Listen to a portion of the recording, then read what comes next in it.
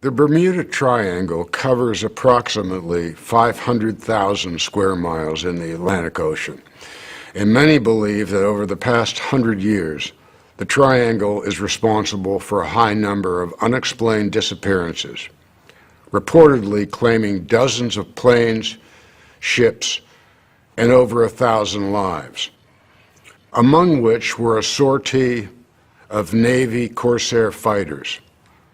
They took off, and they disappeared. No radio contact, no wreckage, no explanation. Can you, I don't know, can you squeeze me in at 5? What? Oh, shit, that's my, hold on. It's okay, baby. Shh. Can you make the formula? I'm gonna be home in...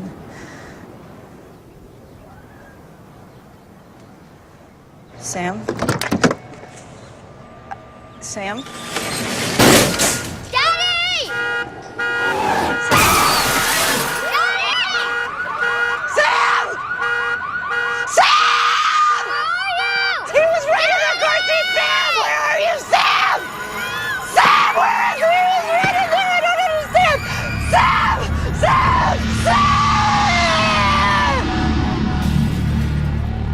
Iran 1.47 million, Turkey 1.55 million, Germany 1.71 million. The Leftovers is the story of an amazing event that occurs and changes the world. There is something called a sudden departure, where 2% of the world's population very randomly evaporates. It doesn't sound like a lot, but on a global scale, that's, in the hundreds of millions of people. There's nothing connecting the people that disappeared. They were for all different ages, races, economic backgrounds, nothing unified. We pick up 3 years later, and the world has just gotten weird.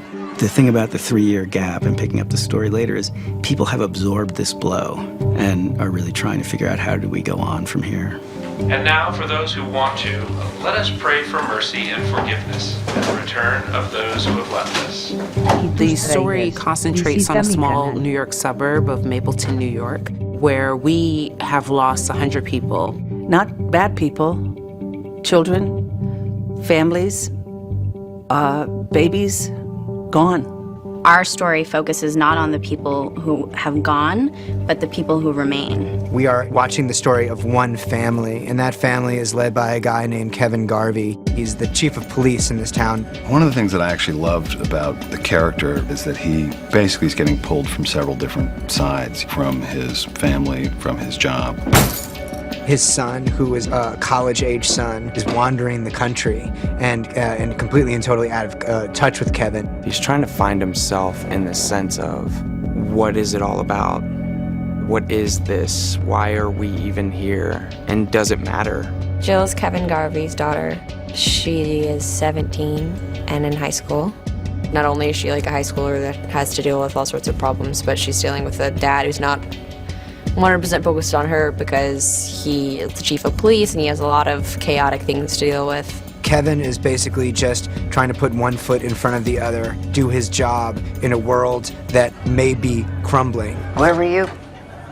The departure. When it happened, where were you? Cleaning out a gutter. Where were you? At the laundromat. What could have happened? I mean, some people conjecture that it's the biblical rapture, but we don't know that for sure. And I think one of the things that's most intriguing about the show is that it's so ambiguous. Scientists are trying to find a scientific explanation. Everyone's trying to understand what this event was. In my early meetings with Damon, of course, that was my first question after reading the script, was what happened to everybody? And he, rightly or wrongly, basically just said, I'm interested in watching people in the show not know the answer to that question, because the reaction is more important than the event. People say you talk about what it wasn't because you don't know what it was. I know what it was. The Reverend is saying that this was not the rapture, which means that he regards it to be some kind of natural phenomenon. Belief in the rapture is a particular twist on Christian belief about the end of the world. Essentially, it boils down to the belief that when Christ returns, he's going to actually come back twice. The next time he comes back, he is going to take from the earth all of the Christian believers to meet him in the clouds, and then he's going to go away again with them. He will then leave the earth running for another 7 years of terrible tribulation. There'll then be a great battle called Armageddon, and then he'll reign for 1,000 years, and then he'll come again later. Whereas the more traditional picture, I would argue the more biblical picture, is that when Christ comes back, that's it. All of the end things happen at once. When he comes, there'll be a trumpet blast that everyone will hear, and everyone will know it. We convened a council of clerics, representatives of most world religions who were somewhat conflicted about October 14th and were thus unable to reach any kind of consensus, which in turn led us to the scientific community for answers. If people are disappearing, that's something that's happening right here in our physical universe. So there must be a physics explanation for it. As to the instantaneous disappearance of 2% of the world's population, your conclusion as to what happened to them is, I don't know. When we think about humans disappearing, immediately certain questions come to mind. For example, why just humans? What is it that's selecting only for humans? Humans are made up of matter, and matter, we are taught in school, can neither be created nor destroyed. Now, that's not exactly true. Matter can be converted into energy. That's how stars produce their energy, in fact, by converting matter into energy. That's how atomic bombs produce their energy. And that's exactly what E equals MC squared means. That's how a little bit of matter can be converted into a lot of energy. So if I have a chunk of matter, like a human, that were to suddenly disappear, if it were converted into energy, that would be the equivalent of a nuclear explosion. So that can't be what's occurring. When you hear the premise of the show, I think the only question that there is to ask is the one that you're asking. What was the sudden departure and why these people? But as the show goes on, my hope is that you become less invested in that question and more invested in the people that you're watching. So many of our loved ones were lost 3 years ago. We still wonder where they went and why. If 2% of the world's population did disappear, that would have a very disorientating and disruptive effect on the world and society, because it would be something that people couldn't understand or accept. I think if you experience that kind of grief and loss, which is what the town goes through, and no explanation, for some people life changes completely. In my view, you would have something like a breakdown of society, because the moral glue that holds society together is suddenly disrupted. Everyone's sort of standing back and taking a breath and asking themselves what they believe in now. I think it's tempting to think that after some kind of catastrophic event, people become more religious, or they become more interested in religion. I'm not sure that's always the case. The human capacity for unbelief and indifference to God is actually very, very deep-seated. A lot of characters find that there's no belief system that they can rely on to explain this. And they find themselves gravitating toward these different cults. The Guilty Remnant is one. The Guilty Remnant is a new cult that is starting, certainly in Mapleton, but all over the world. You're not crazy. You're all businessmen, and some of your parents, and you just made this choice. What happened 3 years ago was a catastrophe from which you never recover. There is no meaning in the way you used to live, none whatsoever. The Guilty Remnant offers relief from that, and acknowledging, yes, life is over as we knew it. That is our premise. We know this. We're not trying to distract you and say, you'll feel better. It's this, we get it. We really serve to remind people that that happened. So we're going to stand as living memorials to that. Where did they come from? What do they want? You don't even know who they are. We know who they were. People are attracted to cults if they're vulnerable, and if they are looking for extraordinary degrees of certainty and guidance in their lives. Patty runs the Guilty Remnant and is one of those people who can take a strong stance and lead others to that stance. She just never lets go. They follow people around, and it's very strange, and we don't really know what they want or what they're up to. It's okay. Stay warm. Come on. They're eating food that's just kind of slop that keeps them alive but doesn't particularly taste good. They're not having hot showers. All the luxuries of life go away completely. People take a vow of silence, and they dress in white, and they smoke cigarettes. And most of us don't smoke because we believe that we're going to live a long time and we don't want to get sick. And they're just saying, we don't care. You'd say, well, why would you want to be part of that? You have communal beds basically all on the floor. There's just peace in the truth. And from the remnant's perspective, the truth is we only have right now. There's nothing to say that's going to fix it. So stop with the nonsense. It's really not about what they stand for in as much as what they're pulling away against. It's time. Everybody's ready to feel better. Not the remnant. I think he hates them. I think it's a deep, deep, distrust, but loathing of this community that's sprung up.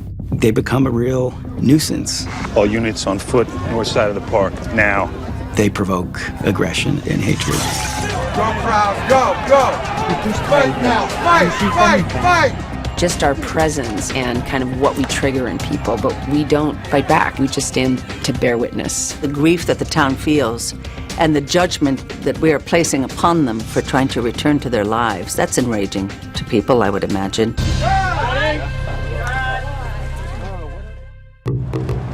This Wayne, he's the real deal? It's as real as it gets. People call him Holy Wayne. Now, he doesn't call himself that, but I think he quite likes it. Can you help me? There's a great scene in the first episode where a senator comes to Holy Wayne. And we know that the senator's in a lot of pain. He's a very angry man. And the guy says nothing. And the senator begs him to do something. Can he help him? And the guy still says nothing. And then the next thing we know, this guy's walking out all smiling. I am no longer burdened. All gone. All gone. Holy Wayne, in a sense, is a cult leader and a prophet, and he has this inexplicable power to take people's pain away. By the point at which we reach the beginning of this series, he is at the height of his powers, but also a fugitive. He kind of exploits people using his power for his own financial benefit, and also surrounding himself with like a harem of young girls that are kind of his groupies. But Christine has a distinguished position among them. I love you. I love you too. She was just so young when the departure happened. She was like 13. And then after it, she ran away from home and she found Holy Wayne, and she becomes his spiritual wife, and he takes care of her. This girl is everything. Yes? Yes. In 1587, 117 English settlers arrived just off the coast of what is now North Carolina and formed the colony of Roanoke. John White, the newly elected governor, sailed back to England for fresh supplies. When he returned, the houses and other shelters were nowhere in sight. The village was abandoned, and its inhabitants had vanished without a trace. How could people really disappear? Is it a situation where people have been teleported? Is it a situation where we have multiple dimensions as are predicted by string theory, and somehow these people slip into another dimension? Whatever it is, it's something that takes place via some mechanism, and it can be uncovered. When we study physics, there's two things that we as humans know are true. Number one, we don't understand everything. And number two, we will understand more in the future. And those two things will forever be true.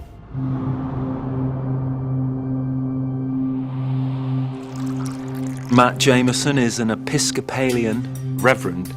Post-rapture, the world's attitude to God is ambiguous, to say the least. So he's lost a lot of his business, really.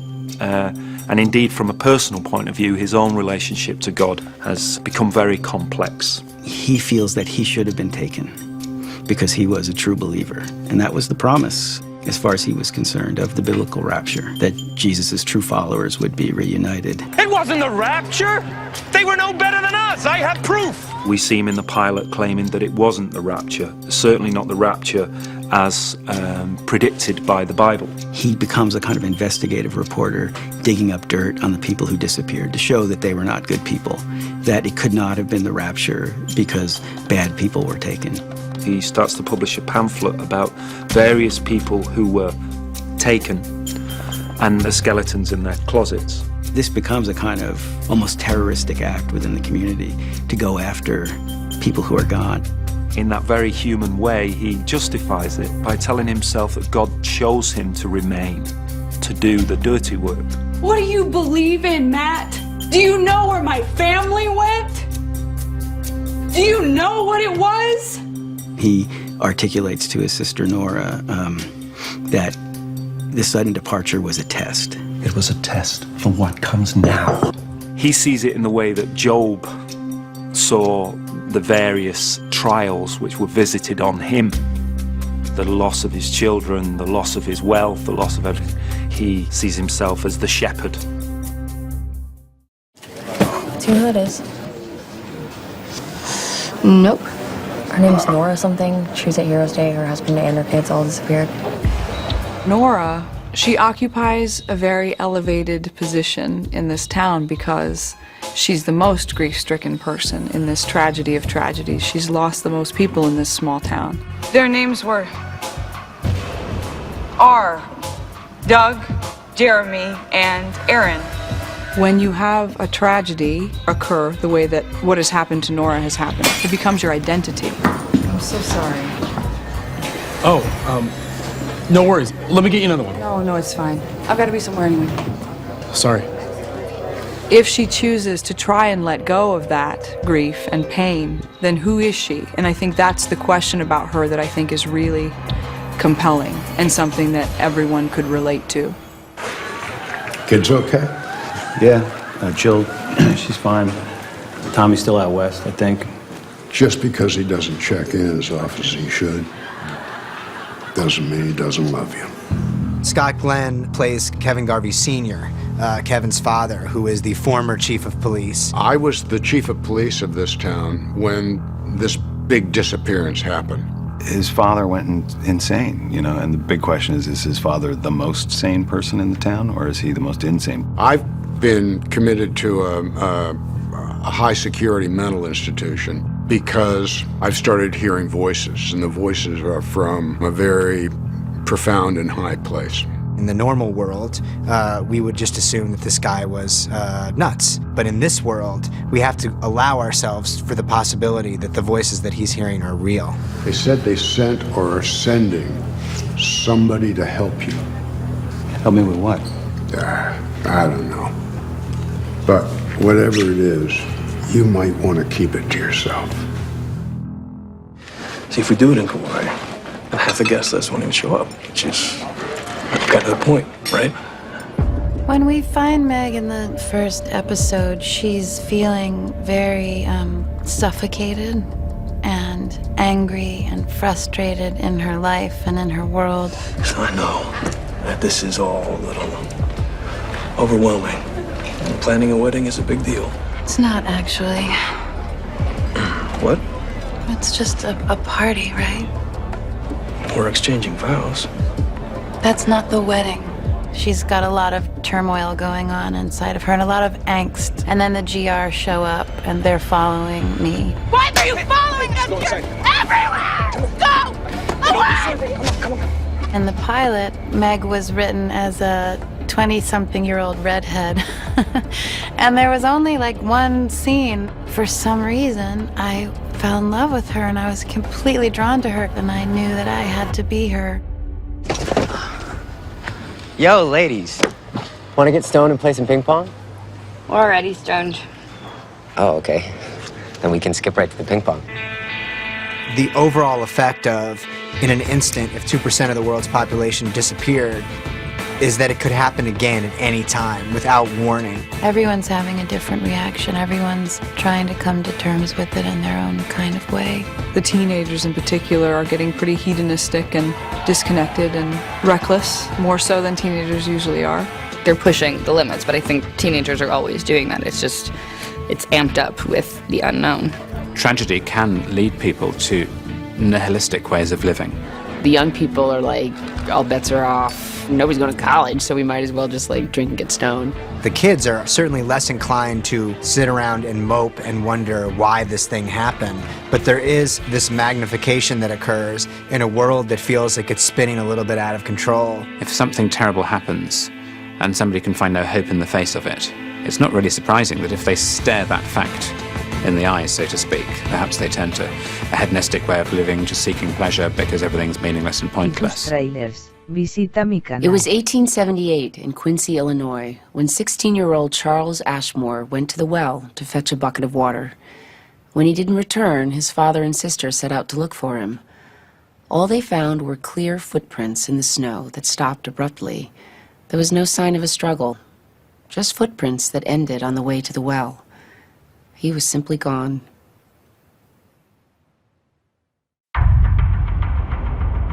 I love Tom Perrotta's book, not only because I think that the premise is so fresh, but the way that he writes characters and suburban life, I think, is very unique and incredibly relatable. One of my favorite things about Tom's writing is that he goes so deeply into each character and with such detail where you think, I know exactly what he's talking about. I've never worked in TV before, and Damon is a real veteran of TV, and so is Pete. So in that sense, though I originated the material, I'm very much handing it over to them.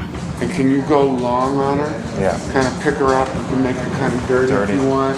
What is very different from the book and was immediately apparent is Tom has a little bit more of a satirical quality. The menace isn't quite as high. 60, take 2. Any translation of a book into a film requires that a new thing is created, and I'm totally fine with that. You'll see that with, say, the character Matt Jameson, a very minor character in the book, and he's become a kind of a major force within the show. And then there are characters like Dean, played by Michael Gaston, who aren't in the book. Lucy Warburton is not in Tom Perrotta's novel. This is a character that was developed for the adaptation. The most fundamental change on a character level was we took Kevin, who's actually the town mayor in Tom's book, and we made him the chief of police, because it just felt like that was a much more dynamic job. And more importantly, if you're living in a world that is teetering on the brink of insanity, a cop is going to be dealing with insane people on a regular basis in a way that the town mayor probably isn't. The book is more of a meditation on grief and loss, I think, than, well, just you got to action it up for TV. So they do. An unmanned merchant ship, the Mary Celeste, was found adrift in the Atlantic Ocean in 1872. The ship's cargo was intact, and there were no signs of bad weather or a mutiny, but the crew was gone, along with the captain and his entire family. They were never to be found. One of the most well-known mysterious disappearances is the whole crew of the ship, the Mary Celeste. Perfectly seaworthy ship with a valuable cargo is found drifting in the Atlantic Ocean with nobody on board. The lifeboat was missing. There was no lifeboat found. Their fate is probably obvious if you think about the just capsized and they were drowned. The big mystery is what caused them to get into the lifeboat. Why get into a little boat when you have a perfectly seaworthy big boat to which nothing seems to be wrong with it? The lost colony of Roanoke Island, which was one of the earliest English settlements in the New World, is a most intriguing story. A man named White had to come back to London to arrange for further supplies to be sent. Unfortunately, it was for 3 years before he got back. When he got back, there was nobody there. It wasn't clear what had happened to the people. He did find the letters Croatoan on a tree, which was the name of both a neighbouring island and a neighbouring tribe. Nobody really knows what happened to the colonists in those 3 years. It's still a mysterious disappearance. Louis Le Prince is an interesting story. He is now, I think it's fair to say, recognized as having invented the moving picture. He was in the process of taking his invention to America. He got on a train with his luggage and he was never seen again. The interesting thing there is that the luggage disappeared as well. So did he in fact ever get on the train? There are all kinds of questions about that one which make it a particularly interesting disappearance. Let's roll them. Hey, Mark. See, Mark! Here we go, folks. And action! Bring in my fighters. Come on down, guilty remnants. What Pete does and what Damon does is kind of a magic trick as far as I'm concerned. It's a high science for them. Every time Damon comes on set, it's like a radar kind of goes off in my head, and I look around for him, and then there he is, and it's like, hey, dude, like, what's this? And he's like, do you really want to? That's the famous Damon Lindelof line, do you really want to know? And it's so scary that usually I'm like, no, man, no, I don't want, no. There's a part of you that feels like he knows everything. He knows where this is going to go and what's going to happen, and that he's cast you for a reason, and he's asking you to do certain things for a reason, but you don't know yet because something else is going to happen. You can even lose, I'm not sure if you Damon basically just crushes down on every character, every scene. He really, gets in the sandbox and drills down on all the sort of character stuff. We've had a little bit of talk about where things were going, but I have to say, most of it has been a surprise to me. Sometimes because it's a surprise to them, what Nora is doing, I think. He wants to live in the moment. These characters are impacting on him and his writers as they're impacting on the audience and on us. And what I love is I don't know where I'm going. It's how I watch television, just one episode at a time. So as an actor, it's just one script at a time for me. And I find that to be the healthiest way for me to work. It's great when it's a sort of surprise, because life is like that. And this is a really strange slice of life. Vivi, go sit down again. Start from the top. Amy, will you come back in and exit again, please? Pete Berg, who's very energetic and crazy and amazing, and he loves to just throw everything as you think it's going to happen away and just put you in these situations that feel really chaotic, but it creates this incredible tension, and it makes everyone very free. But I really like something almost extreme, like real long lensy. Here, profile, face, tight on the eye, looks up. Pete has this kind of, whirling dervish kind of, insane macho, whatever you want to call it. He's just very aggressive about his directing style and the way he just throws cameras around. When I say approach, you guys are going to slowly start moving in on them. He knows that there's a world that he could play in, and that he could control his little characters on his video game through his monitor and tell them, go this way, do that, run with them, and the camera operators are going to know that might happen too. Oi! He's an improvising director, which is very rare. Okay, thank you all very much. Good job. Cutting. Second. I think the story is going to resonate with so many people in a very intimate way. Whatever the viewer's assumptions are about this rapture-like event should be a welcomed discussion. I hope that people will just relish the mystery and some of the ambiguity because, frankly, our lives are full of it. Let it happen to somebody else for a while. You killed. A great purpose, yes, but you killed. It just feels real. You feel like you're kind of peeking in on these people's lives. It's about what it is to be human. If we work very, very hard, and if we're committed to our vision, it's possible that we might make something that feels different or new. Cut! And cutting. Something's wrong. I think something terrible's about to happen. It's a monster! This is the big one.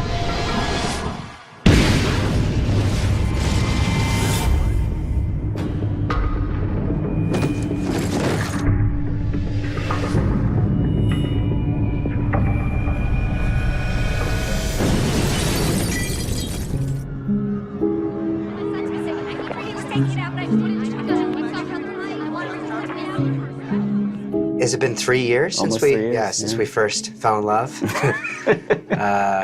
Craziness. Yeah. Time flies when you're contemplating the end of the world, I suppose. I think people forget that when you and I first met, it's speculative. It's just sort of like, hey man, I read your book. I'm just gonna take it now, and do you wanna hang around and be a part of that process? It was a 3 or 4 month creative process where we were just writing different drafts, and I was just basically thinking, I hope this guy doesn't think I'm an idiot and that I'm ruining this book. I hope that he wants to stay involved because the show will be much better for it. Because my inclination, I always want to kind of go into Wacky Town. Because it's fun. Wacky Town is a great place. You know, anything can happen there.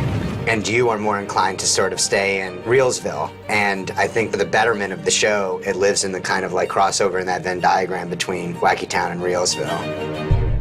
Okay, guilty remnants. Can you all hear me? In white, can you hear me? Is everybody ready to kind of get up and slowly walk back there? Let's see what it looks like. Hey, Mike. Go crowd now. Fight!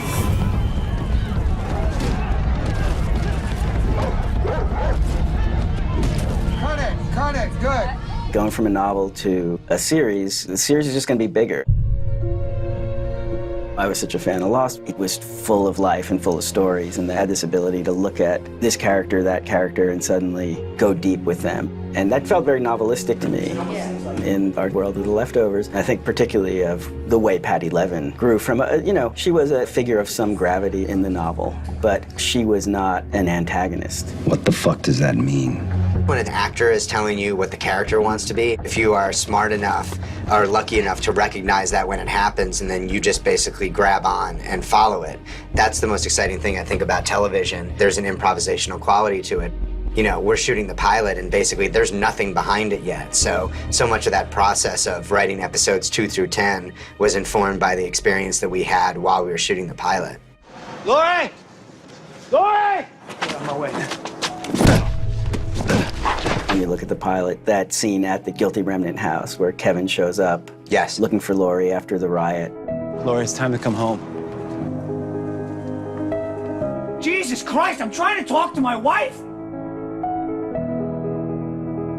And then the character Meg, played by Liv Tyler, shows up. I was wondering if I could stay here. You look at that now and you see so much of the show expressing itself in that cluster of action. I think I might be going crazy. We talked more about Kevin than anything else. There's this trend in television right now of like the rise of the anti-hero. The whole breed of men in their early 40s who have heroic intent but are deeply tortured or deeply flawed. He's less of a peacemaker. In the book, he embodies this human desire to go on, to keep things together. In the show, he is trying to fill that role, but there's just too much weight on his shoulders.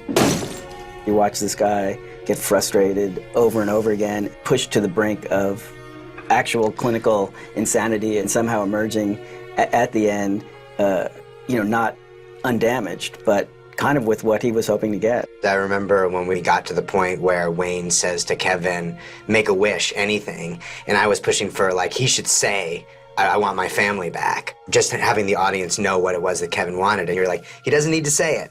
And you were right. They said they sent or are sending somebody to help you. When we wrote the pilot, it was like, oh, what if Kevin's dad was the former chief and he went crazy? We might meet him down the road, and certainly once the show got picked up, we felt like we should do that sooner rather than later. We're in the fucking game now. You understand? I think that if the departure happened, that the entire world would be suffering from some form of collective PTSD. And a lot of people have compared your book to 9/11, and I feel like that's an apt sort of comparison. And just sort of tapping into that feeling that everybody had in the weeks following it of not feeling safe, of feeling like we'd been living under this sort of illusion of safety, and now this thing that seemed like it only happened in other places could happen to us. Was this God? One of the reasons that the rapture-like event in The Leftovers is not the rapture, because I didn't want to get into something polemical, secularism versus Christianity. And what the story really is about is this mysterious event that forces people into a kind of religious improvisation. Certainly with Matt Jameson, he was a character that I remember you were very interested in, I was very interested in. Hey, you. Relatively early on, the idea came that he was going to be related to Nora, but I'm not sure that we even knew it when we were shooting the pilot. I don't think we did. Doc was having an affair. Eccleston had read for Kevin and just was dynamically watchable. But for some reason, the idea of him being Kevin didn't feel entirely right. And then he had said, I'm really interested in Matt Jameson, because he had read the book. In the book, Matt has clearly kind of defrocked himself, has left, his belief system. And Eccleston started talking about the idea of, like, what if he doubled down? What if he became even deeper engrossed in his religion and was just trying to find a way that this wasn't the rapture, but maybe it was something else?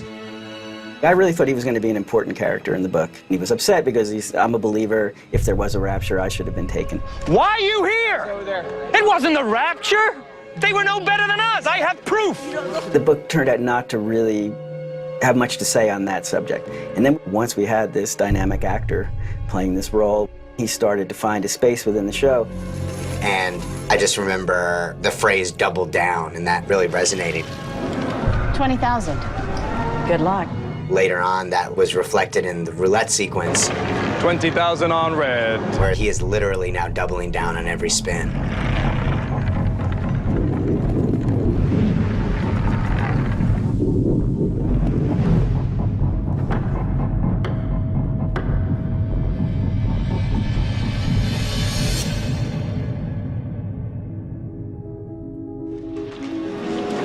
$160,000. Congratulations, sir. We started talking about episode 3 being just Matt Jamison's episode, and the idea that the show could kind of go off on these tangents. That was the idea that I was most excited about. All you have to do is aim right here. Just do it! I can't! Do it now!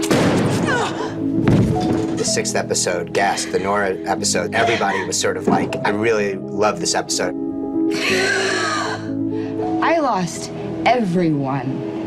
I lost everything. There's something about Nora's character. She's kind of the living embodiment of the show that we want to be making. She's the most direct victim of the departure, but she's also really just striving for, what the hell am I supposed to do next? What's next? What's fucking next? Nothing is next! Nothing! I think it was really important for the logic of the whole season to get the viewers to invest in Nora and Matt. Giving them their own episode, I think, really paid off. In one of our very first sit-downs, you almost as an aside brought up the dogs as this thing that you wanted to have more of in the book. I think that I said something like, oh, I love that scene in the book where Nora's riding her bike and she rides by this guy like just sacrificing a goat. And then you started saying like, oh yeah, I had this whole idea for the woods. You know, the ghost of Nathaniel Hawthorne kind of hovers over the leftovers. In fact, the school dance that Nora and Kevin meet at happens at the Hawthorne School. Oh, right. But in a lot of Hawthorne stories, there's the town and there's the woods. And the town is civilized and everybody behaves well. And in the woods, there's all this satanic energy. People wander in the woods and they see things they can't unsee. Out of the way, goddammit! Move aside! So the idea in the book was that these dogs who witnessed the disappearance, the bond between people and dogs has been broken by whatever happened there. And then Dean emerged from that. They are not our dogs. And I had a chapter which ended up just falling away. But when you and I started to talk about the dogs, I just saw you like light up. I was unknowingly connecting with this sweet spot of yours, which is about, you know, mythic animals and dream animals, this whole part of your storytelling arsenal.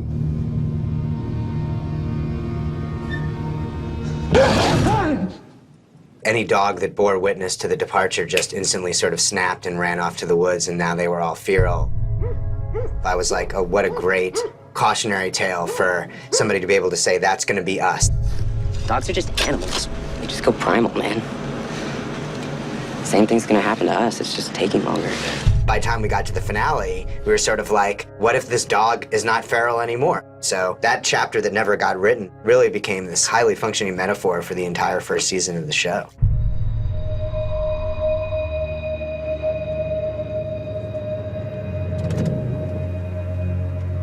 The basis for The Stag was something that happened to me in my real life, which is when my son was, you know, just a couple months old, and I would walk with him, and he'd be strapped to my chest in this Bjorn, and I'd walk through our neighborhood, and I came around a corner, and there was just a stag standing in the middle of the road, probably 30 yards from me, just looking at me, and it was just huge. And I just felt like, what's this thing gonna do? Is it gonna charge at me? My brain started saying, I will just go into the fetal position and go onto the ground and try to protect my son, but then am I gonna be crushing him?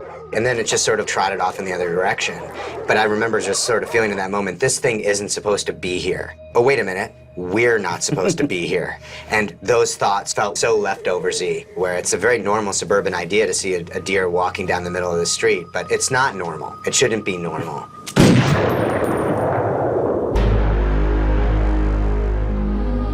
The opening title sequence, we had a number of ideas. You had the very interesting idea of showing familiar Renaissance paintings with figures missing. Right. And I was saying, well, what if we had contemporary figures painted or illustrated in a kind of Renaissance style? It ended up being almost like a traditional representation of the rapture, but then also embodying certain scenes that almost seem from Dante. Not to put on my pretentious cap, which has a very large feather in it, by the way, but our show has to talk about religion, whereas other shows, you know, don't really have to engage in that conversation head on. And so I was always like, I just feel like the opening title should use religious language. And of course, Max Richter came in and he wrote like a dirge. It was just very, very powerful. I loved it, but I also found it weirdly funny. Yeah. And because it was so intense. The show itself was set in kind of ordinary American suburbia, and to go from that world to this beautiful Renaissance art and classical music, there was just this startling kind of disjunction between those, and yet signaling to the viewers, you need to think about this in a religious context. When we first were talking about the show, right around the show's launch, the people that we were talking to were all saying like, whoa, the show is just so bleak. I just remember being completely and totally surprised by that. But once we started hearing it, when you watch the show through that lens, you go, shit, like they're absolutely right. The show is incredibly bleak, but fuck, we're gonna stone Gladys anyway. Please, please, please, don't. I kill you! Everybody gets murdered! Yeah!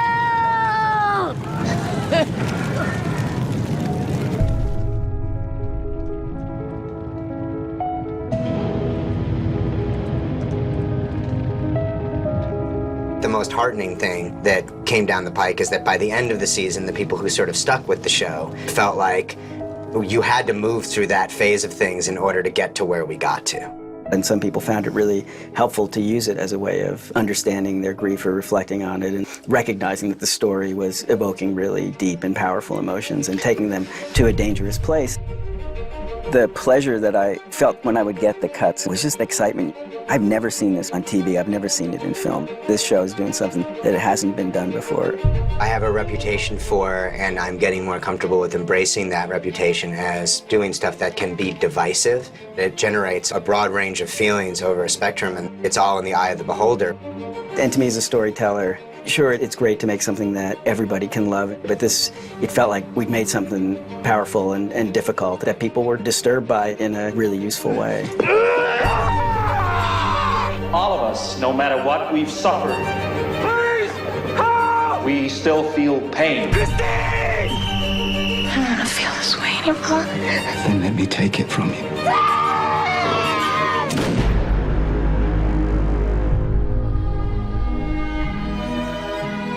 What the fuck did you people do?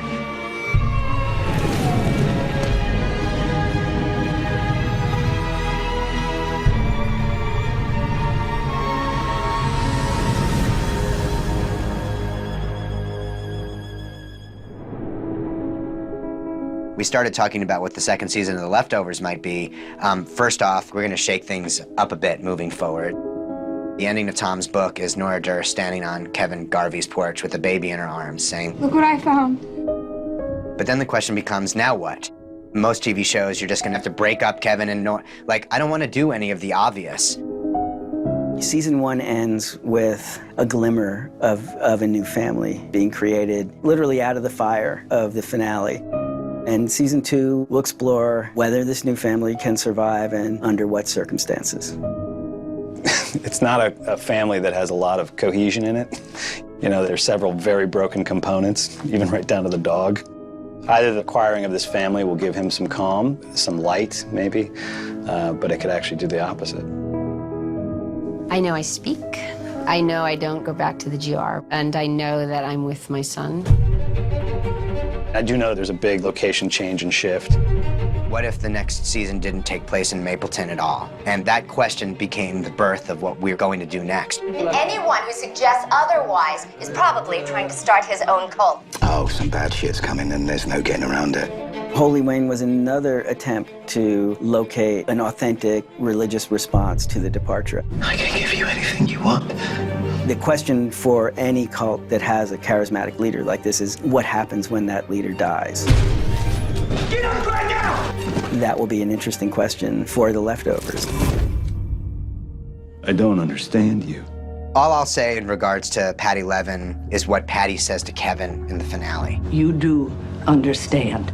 In episode 8, I had to call Ann Dowd and essentially say, the good news is Patty is going to talk a lot after an entire season of not talking. The bad news is that the episode ends with her jabbing a shard of glass into her neck and dying in Kevin's arms. When I found out she was going to die, I was devastated. But she still looms large over the show. Hello again. And we'll just take it from there. I buried you. Not deep enough. We'll see. This is your purpose. This is what you fucking accept. The May 1972 edition of National Geographic magazine, if members of the audience are industrious enough to get their hands on a particular copy of this, which I'm told is an incredibly rare supply for some reason, they will find all sorts of connections between that issue and the show The Leftovers. I'm not giving up on you. It's not at all what I was thinking was going to happen, but that is the nature of The Leftovers. I want you to finish what you started. I want you to go all the way. The television that I watch that's most exciting is television where I don't know where it's going to take me. And that can be scary sometimes because we like stability, we like predictability. But at the same point, a certain level of volatility and unpredictability is really good in television. I'm not gonna let you off that easy, son. Just when you think you know what you've gotten yourself into, you find out something completely different. Do you see what they did?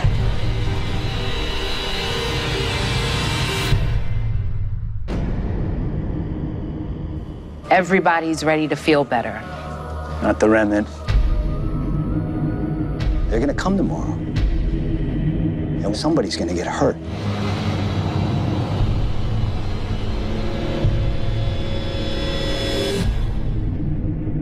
The origins of the guilty remnant are what would be a plausible contemporary cult that emerged from this rapture-like event that doesn't make sense as the rapture. The brilliance of the guilty remnant is they're smart enough to say, we're not going to try to explain the departure, but we are going to offer an alternate lifestyle for you that feels more authentic. We're not going to let a day go by where you forget that this thing happened on October 14th. I don't forget. I'm quite fascinated by the idea of cults, and Meg, the character, she really doesn't know much about the guilty remnant, and so I constantly had questions, and they didn't always have answers for us, which was interesting because Damon likes mystery. Let's not explain why they don't speak. Let's not explain why they smoke. Let's not explain why they're doing what they're doing, because there is no explanation other than most cults are about abandoning the self and joining the community. Damon said, you know, they don't believe something in common, but they believe they are rejecting something. I see the guilty remnant as a protest movement that is in the guise of cult. It's more a reaction to their other life, which felt fake and disingenuous to them. Who do you report to? Sorry? Your organization. Your fucking cult. Where do you get your orders? We don't take orders. Bullshit. People kept saying, why would you want to be in the guilty remnant? I finally figured it out. When something catastrophic happens, such as the departure, and there is no explanation, the way things were no longer exists. And the draw to the guilty remnant was a way to stare it right in the face, to let go of all attachment to the life as we knew it. Please. To become still and to accept it. And when you accept it, the anxiety becomes manageable. We strip away attachment, fear, and love. Every madman usually starts off saying something that kind of makes sense. And that's what I saw with Patty, in that she sort of pitches this kind of detachment and this sort of nihilistic point of view, which follows a certain logic. But then at a certain point, it goes off the rails into, we're going to start ruining the lives of good people in this town. I was broken. I tried to fix myself, but I think I'm supposed to stay broken. Let's roll, please. One of the things that's clear is almost all cults borrow from existing religions. In that sense, the guilty remnant borrows from vows of silence that you see in monasteries. There's sort of uniform that you see maybe in Hare Krishnas, but you need something new as well. The cigarette just became the perfect expression for me, because if you smoke almost anywhere in public now, people will make horrible faces, they'll blow their hands. So there's a kind of a defiance in the guilty remnant. You can smell them coming, and they're gonna blow their smoke in your face. Fuck you. And they're saying, we don't care. The statement being made when you smoke without any concern is it doesn't matter, because it's ending now, life. It will end very, very soon. Killing these people is pointless. They don't care because they're already dead.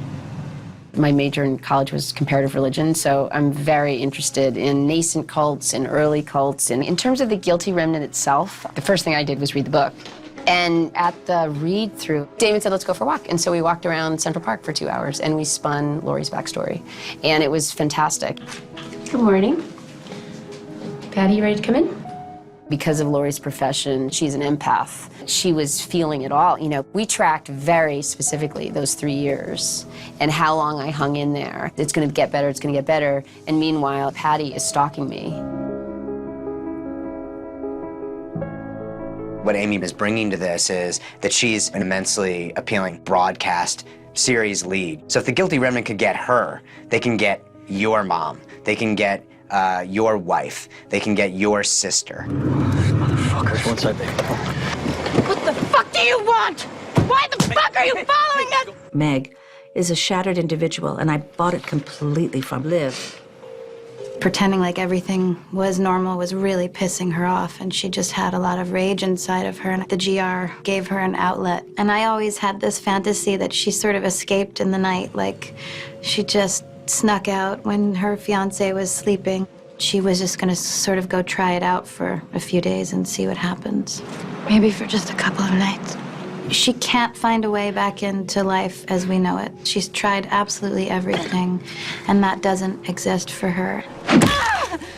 I had never really seen Liv play that degree of damage before. She's one of the sweetest human beings that I've ever met, but I said, I think this character Meg has got a lot of rage in her. You don't fucking know me! Fuck you! Megan! I don't get angry a lot in my own life, but she's just like filled with rage, and she's so explosive, and she doesn't hide it, you know, so that was all very liberating for me. Megan! Fuck you! Liv has this wonderful quality of feeling slightly unbalanced and off-kilter. You constantly think she could tip either way into, I gotta get out of here, or I might be leading this thing someday, you know?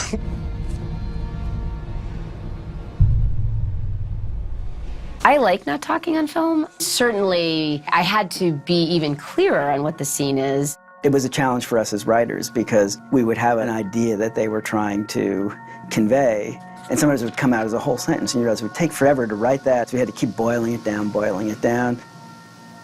It's a terrific challenge because you realize how dependent you are upon words to express and to get what it is you want. And if you're not going to talk, you better know what it is you want. Being a parent, I know the power of silence. Don't engage, stay present, keep eye contact, but you don't have to explain. Someone once said, you know, silence is the most unbearable rejoinder, and that's true in relationships. If someone's giving you the silent treatment, there's nothing more infuriating. Water, coffee, Drano. Kevin is basically Romeo outside, you know, Juliet's balcony, and I'm gonna pour my heart out, and all I'm gonna get is 5 words on a piece of paper. I know. I loved it, and Amy was very, very helpful because she's right there with the eyeballs. I don't do Botox, and I don't think you could do Botox and play this role. And I'm actually not joking about that, because the lines on my face are literally what I have. If you had done a ton of Botox, you could have no expression. The truth is that Laurie has never totally bought into the GR. She's not a very good foot soldier. She is there for her own reasons, and that's the root of the tension with Patty. Patty wants her to be more of a lockstep soldier, and Laurie has a brain, and I'm losing my faith. There can't be any doubt, Laurie, because doubt is fire. I ultimately sort of came to the conclusion of you can't ever understand why someone joins a cult. The idea of going and doing this thing is absolutely and totally nutso. But what's so frightening about it is that they can appeal to really intelligent people who have just become completely and totally disenfranchised with life. They're just playing on people's emotions. It's psychological warfare. You were right. You were right.